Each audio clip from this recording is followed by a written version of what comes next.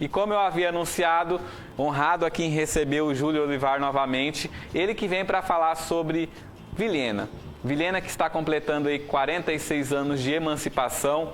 Então é sempre muito importante ressaltar a importância de Vilhena para o estado de Rondônia, a importância social, a importância econômica desse município, que é pujante e a cada ano vem se desenvolvendo e crescendo mais. Primeiramente, boa tarde, seja bem-vindo. E para a gente começar, fala para a gente um pouquinho da história de Vilhena, como que surgiu o município de Vilhena. Boa tarde, Joel. Uma satisfação estar aqui com você. Boa tarde aos telespectadores. Pois é, Vilhena surgiu fora do contexto ameríndio, né? Evidente que aqui havia os indígenas, Nambiquara principalmente, mas fora desse contexto, a história, pelo ponto de vista do colonizador, começa em 1911. Quando foi inaugurado em 12 de outubro de 1911 o posto telegráfico Álvaro Vilhena, que inclusive é a razão do nome da cidade de Vilhena. Álvaro Vilhena havia falecido em 1904, ele era um engenheiro maranhense que tinha sido diretor do Telégrafo Nacional, que na época era um dos principais meios de comunicação do país, o que havia de mais tecnológico e tal, e o Rondon resolveu homenageá-lo em 1911, né, dando o nome do posto telegráfico de Álvaro Vilhena, que foi o marco inicial da cidade de Vilhena. Hoje o local é conhecido como Casa de Rondon, inclusive, por ter sido fundado pelo Rondon, mas é uma homenagem ao Álvaro Vilhena, Álvaro de Melo Coutinho Vilhena, esse maranhense que é o patrono da cidade de Vilhena. Tudo começou por aí. Como que surgiu esse título de Portal da Amazônia? Aqui é um limite, né, do centro-oeste com o norte do Brasil. E a Amazônia Ocidental começa aqui em Vilhena, né? São 4 estados que compõem a Amazônia Ocidental, e Roraima, Amazonas, Acre e Rondônia. Então, é por conta disto, por conta de ser um portal mesmo de entrada da Amazônia Ocidental. E quando se fala de história, Vilhena ela tem números impressionantes, né? Principalmente em relação à economia. E de onde que vieram essas pessoas que colonizaram Vilhena? Pois é, como eu te disse, em 1911 começou o telégrafo. No entanto, ficou parado Vilhena. Até 1960 era uma família apenas que morava lá no posto telegráfico.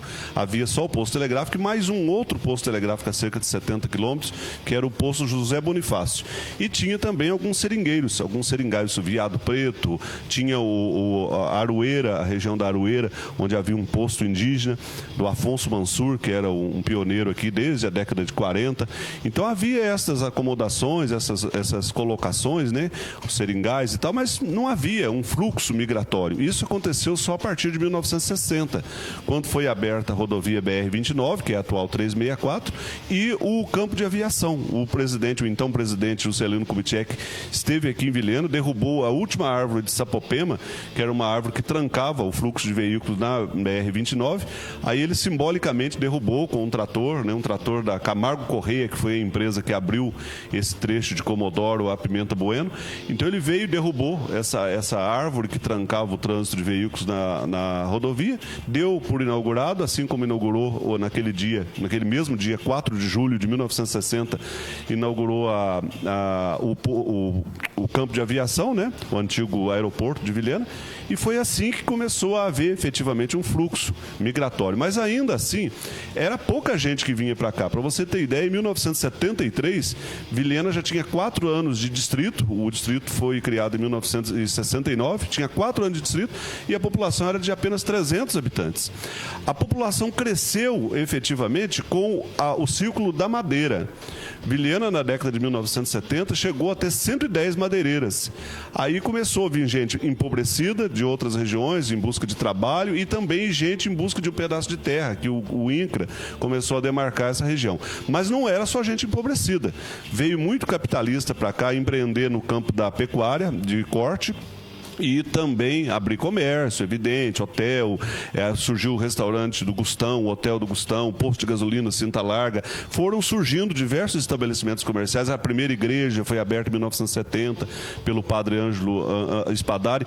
Tudo isso no cimo da indústria madeireira que se criou aqui, né? Aqui se tornou um dos principais polos produtores de madeira, de madeira processada, e isso fez com que a cidade crescesse. Em 1980, 1980, Vilhena já tinha 11 mil habitantes. Em 1982, houve a primeira eleição municipal para vereador, para prefeito. Então, a cidade foi crescendo em função da rodovia, em função do ciclo da madeira e também da pecuária, da colonização feita pelo INCRA. Foi mais ou menos isto. E falando um pouquinho de religião, porque a religião ela é muito forte aqui no nosso município, principalmente a católica, né? E como que surgiu, como que foi esse processo? Desde a década de 1930, passavam por aqui missionários, né? Passavam missionários alemães, italianos, franceses, argentinos, esses ligados aos La Salles, aos salesianos, aos jesuítas. Então passavam por aqui padres catequizando indígenas e frequentando seringais, né? Desde o início do século XX já tinha seringais por aqui, tanto que quando foi inaugurada a Casa de Rondon, teve uma festa lá. Teve uma festa com gramofone, com sanfona, com tudo, em 1911, com a presença de muitos seringueiros, né? E essas pessoas eram visitadas frequentemente por estes padres missionários. Mas o primeiro padre a se estabelecer em Vilhena foi o padre Ângelo Spadari, que era um ítalo brasileiro.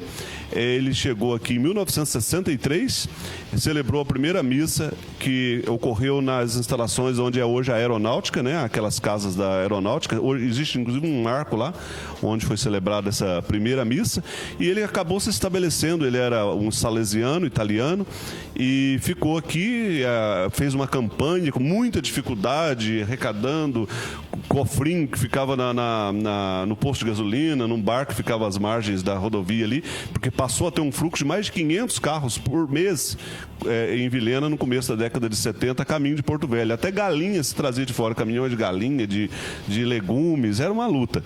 E ele arrecadava dinheiro junto a esses passantes, junto a essas pessoas, junto aos soldados do Quinto Beck, que foi algo também importante. O Quinto Beck chegou aqui em 1965 e teve um papel fundamental.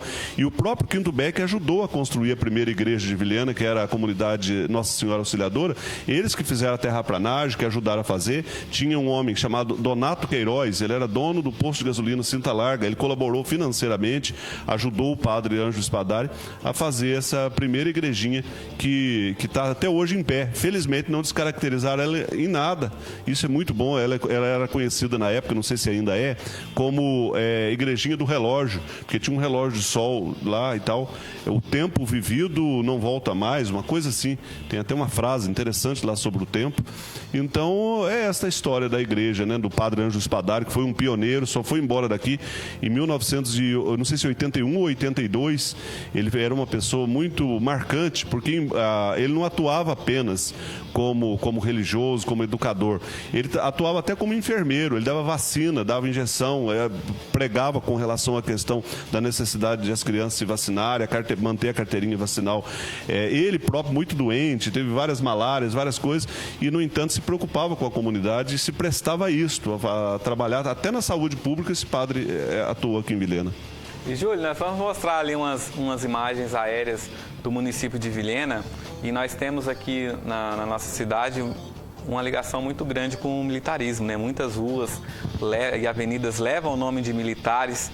Qual que é a importância desses militares? Eles tiveram, de fato, passagem aqui por Vilhena? Vou usar um exemplo, o Major Amarante. Ele teve passagem por Vilhena ou é mais um agradecimento por tudo que ele fez, tudo que ele promoveu? Vilhena surgiu, Rondônia surgiu pelas mãos dos militares, e Vilhena também. O Major Amarante Major Emanuel Silvestre do Amarante. Ele era um carioca, genro do Rondon, ele era genro do Marechal Rondon, esteve aqui por diversas vezes com o Rondon e sozinho. Teve uma época que ele esteve aqui fazendo um trabalho de topografia nos rios, na região de Cabixi, havia um porto chamado Porto Amarante. Ele foi a primeira pessoa que conduziu um carro nessa região até Juruena, de lá para cá não dava para vir. Ele fez um veículo traçado, inventou aquele negócio chamado Tacos do Amarante, ele patenteou aquilo. O tanque de guerra é inspirado numa criação do Major Amarante, que foi patenteada por ele. ele traçou os pneus, as rodas, né, do carro, da Ford, um Fordinho, e veio até Juruena, e de lá para cá eles seguiram em tropa de mula e tal. Mas ele foi a primeira pessoa que conduziu um carro nessa região aqui. E ele teve um papel muito marcante na questão da topografia dos rios, na nominação dos acidentes geográficos dos rios, de tudo isso. Ele era um engenheiro extremamente inteligente, capacitado, tanto que serviu ao Brasil em Londres, em Paris. Ele foi adido nesses países e acabou falecendo em Porto Velho. Em 1929, ele tinha apenas 49 anos, teve uma febre tifoide e faleceu lá em Porto Velho. A última vez que o Rondon esteve em Rondônia foi exatamente para visitar o túmulo do genro dele. E foi a última vez que ele esteve em Vilhena. Ele esteve em Porto Velho, visitou o túmulo, veio aqui para o Guajará-Mirim, desceu no Porto Amarante, em Cabixi, e seguiu até Vilhena para visitar aqui a Casa de Rondon em 1930. Foi a última vez que ele esteve em Vilhena, em homenagem ao Major Amarante, que era uma figura, além da inteligência dele enquanto engenheiro, inventor e tal, ele era um sujeito extremamente culto. Ele foi educado junto com os filhos da Princesa Isabel. O pai dele era professor dos filhos da Princesa Isabel, e ele estudava junto com os filhos da Princesa Isabel. Era um homem extremamente refinado, culto e tal, e foi esse tipo de militar que criou o município de Vilhena. Era um pessoal que era adepto do positivismo, que era uma igreja, a parte do catolicismo, que apostava na ciência como a evolução do homem e tal. O Rondon era dessa linhagem aí da igreja positivista, enfim, tem muitas histórias. E o Major Amarante era genro dele, por conta disso tem esse nome da avenida, que foi aberta pelo Quinto Beck em 1966, a avenida foi aberta, era mais curta, não era nesse padrão aí, é claro, mas desde o começo recebeu o nome. E tem uma coisa que pouca gente sabe, a rodovia 364 de Cuiabá a Vilhena, ela chegou a chamar rodovia Major Amarante. Com o tempo acabaram, não sei se foi legalizado isso, se tinha alguma instituição legal, mas o nome original da 364 era rodovia Major Amarante. Tem um questionamento que eu até já ouvi também, e já vou aproveitar que você tem muito conhecimento sobre o estado de Rondônia. Vilhena teve a pretensão de, no seu início, ser a capital do estado de Rondônia ou não? Sim, havia um grupo político aqui, né? Que trabalha. Aliás, houve vários momentos, não houve só um grupo político. Houve, depois esgotou a ideia e outro grupo retomou essa ideia de criar o estado do Aripuanã, né? Que abarcaria parte do Mato Grosso e todas as cidades aqui do Cone Sul, e mais umas cidades para dentro aí, Pimenta Bueno e tal.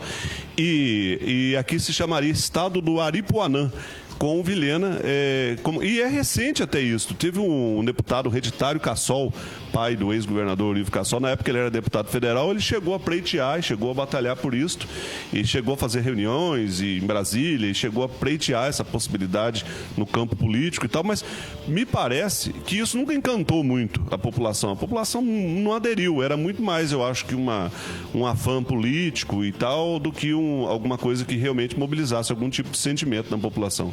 Porto Velho acabou sendo a capital e tem as suas... ela tem uma formação também que propiciou isso. A princípio, quando foi criado o território do Guaporé, em 1943, se cogitou Ji-Paraná como a capital do novo território. Porque Porto Velho não era parte do Mato Grosso. Essa região aqui toda era Mato Grosso, exceto Porto Velho. Porto Velho, que significa 11% do território rondoniense hoje, era parte do estado do Amazonas. Então, como é que ia pegar uma cidade do Amazonas para ser capital do Guaporé, se o Guaporé estava sendo desmembrado do Mato Grosso? Aí cogitaram de Paraná e tal. Aí o Aloísio Ferreira, que era o então superintendente da Estrada de Ferro Madeira Mamoré, e era um discípulo do Rondon aqui, uma pessoa notável, e que foi quem trouxe Getúlio Vargas para cá, uma visita que o Getúlio Vargas fez, que foi determinante essa visita, para o Getúlio Vargas criar o território do Guaporé. Aí ele acabou pleiteando isso, inclusive pedindo para que se mudasse o nome de Porto Velho para Caiari. Ele, não, deixa Porto Velho, que ele estava estabelecido em Porto Velho, ele queria mudar o nome, não queria que fosse Guaporé, queria que o nome fosse Minas Novas, ia chamar Território de Minas Novas, Rondônia, ou Território do Mamoré.